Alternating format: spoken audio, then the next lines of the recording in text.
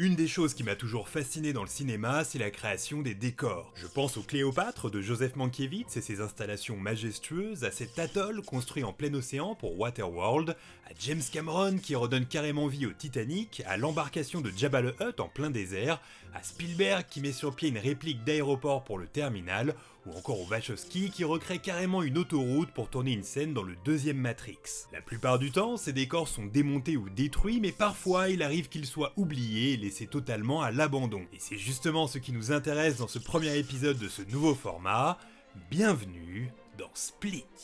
Ok, au fil de mes recherches, j'ai listé 6 catégories de décors abandonnés et pour débuter, on va s'intéresser aux véhicules. De tous les bateaux aperçus au cinéma, l'un des plus cultes est probablement le chalutier des Dents de la Mer. Durant le tournage, chaotique et éreintant, 2 bateaux étaient réquisitionnés, un pour les scènes sur l'eau et l'autre pour les scènes de naufrage. Après la sortie du film, le premier a été vendu à un pêcheur avant d'être racheté par Universal 10 fois son prix initial suite au succès du film, afin de le placer dans une attraction à Universal Studios. Ce premier orca, son nom, finira finalement quelques années plus tard à la casse, car trop rouillé avec le temps, ce qui provoqua la colère de Steven Spielberg qui aurait aimé être consulté avant qu'une telle décision soit prise. Le deuxième orca, lui, fut acheté par un type nommé Lynn Murphy pour la modique somme de 2500 $. Et c'est là que l'histoire devient intéressante car ce bateau fut laissé à l'abandon durant des années sur une plage privée, pourrissant chaque année un peu plus et provoquant la curiosité des fans, qui n'hésitaient pas à escalader les barrières de la propriété privée pour toucher et visiter ce bateau si mémorable. Mais très vite, les pilleurs sont arrivés et ont découpé des morceaux de l'orca afin de les revendre à prix d'or sur eBay. Le propriétaire en a eu marre et a vendu à Universal ce qu'il restait du bateau, qui a fini découpé en 1000 morceaux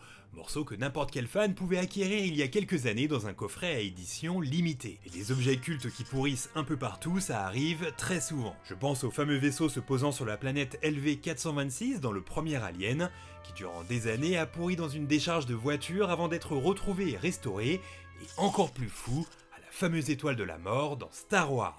En 1977, peu de gens croyaient au succès du premier, si bien que les objets ayant servi pour le film avaient été jetés à la poubelle, stockés ou bien donnés à des membres de l'équipe. La cultissime maquette de l'étoile de la mort, quant à elle, avait été récupérée par un technicien avant d'atterrir chez sa mère qui était antiquaire.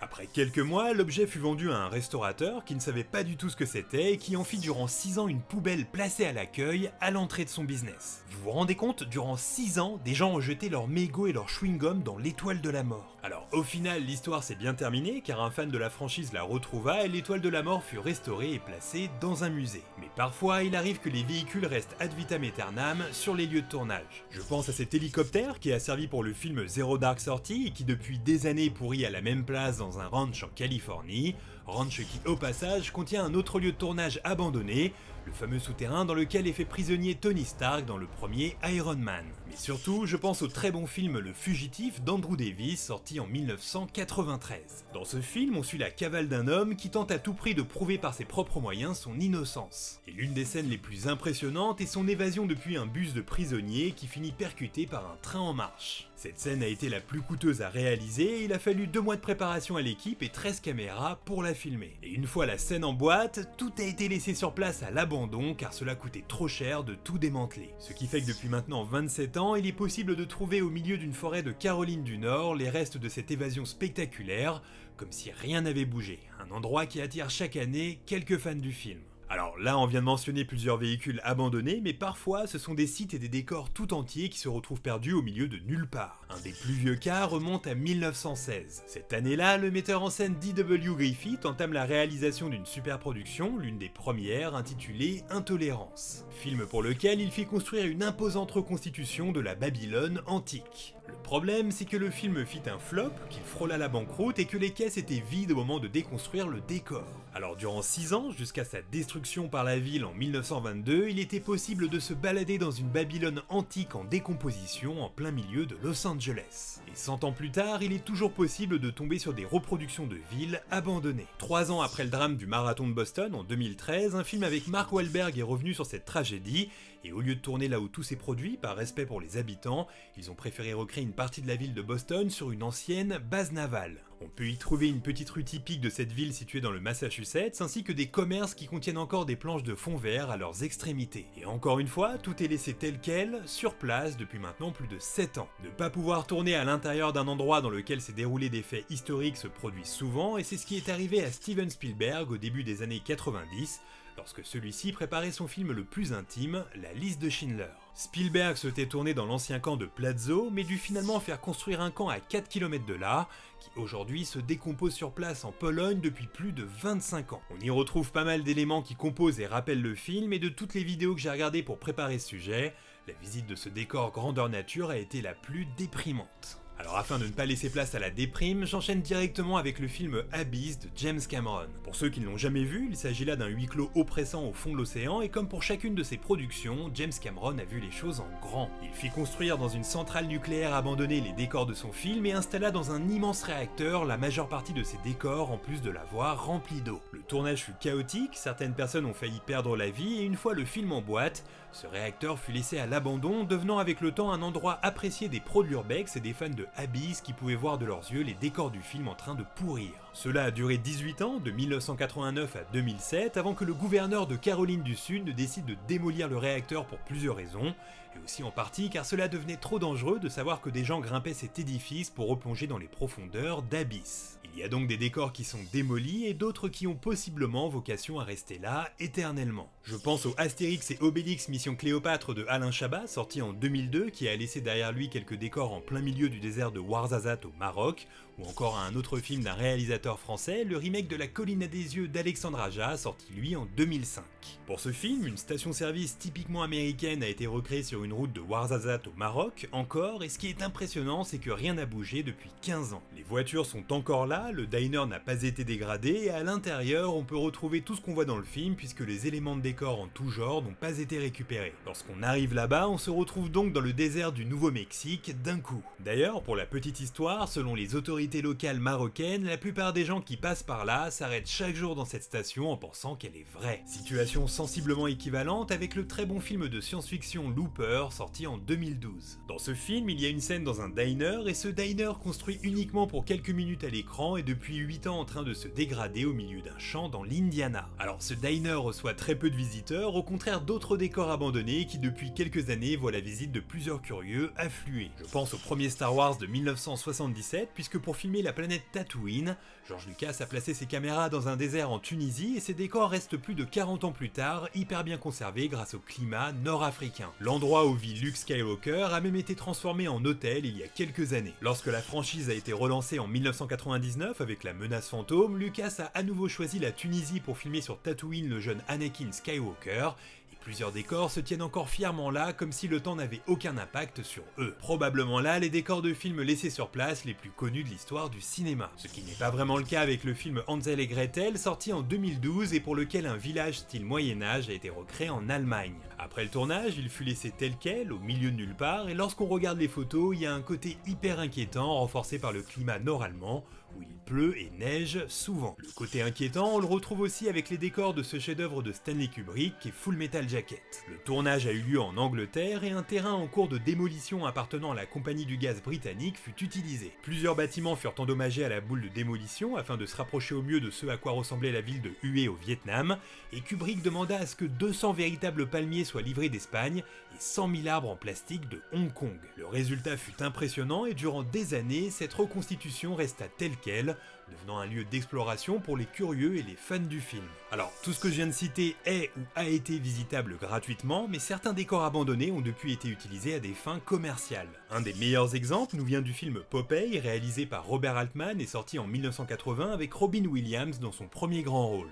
Afin de créer les décors, un village tout entier a été construit sur l'île de Malte, nécessitant 165 ouvriers, des milliers de planches importées des Pays-Bas et du Canada et 7 mois de construction. Le problème, c'est que le film fit un flop et perdit de l'argent, et comme souvent, cela aurait été trop cher de détruire le décor. Alors le village a été laissé sur place, à l'abandon durant quelques années, avant d'être récupéré par les autorités maltaises, qui eurent la bonne idée d'en faire à la fin des années 80 un parc d'attractions. À l'intérieur, on y trouve des spectacles, des jeux, des tours en bateau et on peut même y faire de la plongée sous-marine. Et afin de rester près de la côte, j'enchaîne avec le premier Pirate des Caraïbes sorti lui en 2003. Tourné en partie sur l'île de Saint-Vincent à Wadi-Labou dans les Caraïbes, il bénéficia d'un énorme budget que Disney alloua à la création de bateaux de pirates grandeur nature, de canons, d'un dock et d'un petit village. Une fois la fin de la production, tout a été laissé sur place. Comme pour Popeye, la ville a décidé de capitaliser dessus en en faisant un haut lieu touristique qui génère chaque année plusieurs bénéfices grâce aux fans qui se rendent là-bas en pèlerinage. Et en parlant de fans, je vais maintenant mentionner les plus coriaces avec ceux de Star Wars probablement, à savoir ceux du Seigneur des Anneaux. Même si vous n'avez jamais vu ce film, vous avez sûrement déjà vu des images du village des Hobbits, Hobbiton, et de ces petites maisons nichées sous terre dans une vallée. Durant des années, il était possible de visiter gratuitement les décors abandonnés du film, mais l'endroit a été reconstruit pour The Hobbit, sorti en 2012, si bien que depuis, il faut désormais payer pour pouvoir se balader à l'intérieur du village qui est maintenant constamment entretenu. De l'argent, il faut aussi en donner si on veut se replonger dans l'univers de Big Fish de Tim Burton. Dans ce film, sorti en 2003, il y a une petite ville nommée Spectre, cachée de tous, qui est censée être la plus amicale de la planète. Cette ville fictive a été construite spécialement pour le film sur une petite île en Alabama. Après le tournage, elle a été laissée telle quelle, avec sa petite église et ses petites maisons, devenant au fil du temps une ville fantôme qui pourrit depuis maintenant 17 ans. Cette île appartient à un couple et pour 3$ seulement, il est possible d'embarquer sur un canot pour la visiter. Et ce genre de petit business existe pour d'autres films, comme avec Jusqu'au bout du rêve, sorti en 1989. Ce film, avec Kevin Costner, raconte l'histoire d'un fermier qui entend chaque jour des voix le poussant à construire un terrain de baseball dans sa ferme. Alors ce terrain fut construit et laissé sur place, et depuis maintenant 31 ans, il est possible de le visiter et de jouer dessus, de jeter un œil dans la maison et même d'acheter des t-shirts et des casquettes à l'effigie de ce film, considéré comme culte par les amateurs de baseball. Depuis le début de cette vidéo, j'ai cité plusieurs éléments qui ont été construits spécialement pour un film pour être finalement abandonnés, mais parfois c'est le contraire et certains tournages ont lieu dans des endroits déjà déserts depuis des années. Je pense au parc d'attractions Six Flags situé à la Nouvelle-Orléans qui a ouvert en 2000 mais qui a dû fermer en 2005 après avoir été complètement inondé suite au passage de l'ouragan Katrina. Laissé à l'abandon, il fut utilisé en 2015 pour le tournage de Jurassic World. Il a surtout servi pour les scènes dans l'allée principale et a même été utilisé pour quelques scènes du film Percy Jackson pour créer une ambiance inquiétante et apocalyptique. Mais depuis maintenant 3 ans, il est devenu impossible de tourner là-bas puisque le parc a été partiellement englouti et que les alligators ont pris possession des lieux. En 2012, c'est un autre lieu abandonné qui a été choisi, cette fois en Caroline du Nord pour le film Hunger Games, puisque le fameux District 12 est en fait un ancien village qui avait été créé spécialement pour accueillir les employés d'une grande usine de textile située juste à côté. Mais suite à sa faillite, le village fut laissé à l'abandon en 1987 avant de reprendre vie temporairement durant la production de Hunger Games. J'enchaîne avec un autre lieu de tournage qui lui a été utilisé en 1995 pour l'excellent film L'Armée des 12 singes de Terry Gilliam. Dans ce film apocalyptique qui nous raconte un monde dans lequel 5 milliards d'êtres humains ont été tués par un virus en seulement quelques semaines, des scènes ont eu lieu dans un hôpital psychiatrique, hôpital qui était en fait une prison abandonnée et redorée pour l'occasion. Cette prison, située en Pennsylvanie, a accueilli entre autres Al Capone qui parvint quand même en 1929 à faire en sorte que sa cellule ressemble à son salon, en y installant ses meubles et ses objets perso, seul détenu à avoir obtenu ce privilège. Cette prison a fermé en 1971, a été laissée telle quelle durant 2 décennies, mais depuis quelques années ouverte au public en échange de 15$. Et ce qui est cool, c'est que c'est la voix de Steve Buscemi qu'on entend lors de la visite audio. Dans cette vidéo, j'ai ciblé 5 types de décors abandonnés, il en reste un que je trouve fou, les décors sous terre. En 1923 sort un film muet à gros budget réalisé par Cecil B. 2000, à savoir Les 10 Commandements. Des décors immenses sont créés pour le film, dont la cité du pharaon en plein désert de Californie. Afin d'éviter des frais de déconstruction des décors, le réalisateur proposa une idée, recouvrir de sable l'endroit et l'enterrer à tout jamais pour ne laisser aucune trace. Une technique qui fonctionna durant presque 90 ans avant que des archéologues ne découvrent cette ancienne civilisation cinématographique il y a quelques années. Je trouve cette histoire incroyable. Et encore, c'est pas la plus incroyable car la plus folle nous vient de France. Dans les années 60, un homme nommé Nejab Atzamba a une vision. Il va créer un film d'animation qui va concurrencer Disney. Et son projet est ultra ambitieux. Créer une ville sous l'eau pour les décors du film. Durant 6 ans et plus de 7000 plongées sous-marines, il crée petit à petit un village sous l'océan avec des maisons, des commerces, des écoles, un cimetière, une église, etc. Mais faute d'argent, il ne put jamais terminer ce film qu'il avait intitulé L'enfant et la sirène. Alors si vous habitez près du Cap d'Antibes et que vous avez un permis de plongée, vous pouvez dès demain visiter ce village abandonné sous l'eau. Village dont la plupart des habitants là-bas ignorent l'existence tellement cette histoire est méconnue et je trouve ça fou. Voilà, c'est là-dessus qu'on se quitte. Vous venez de regarder Split. À bientôt.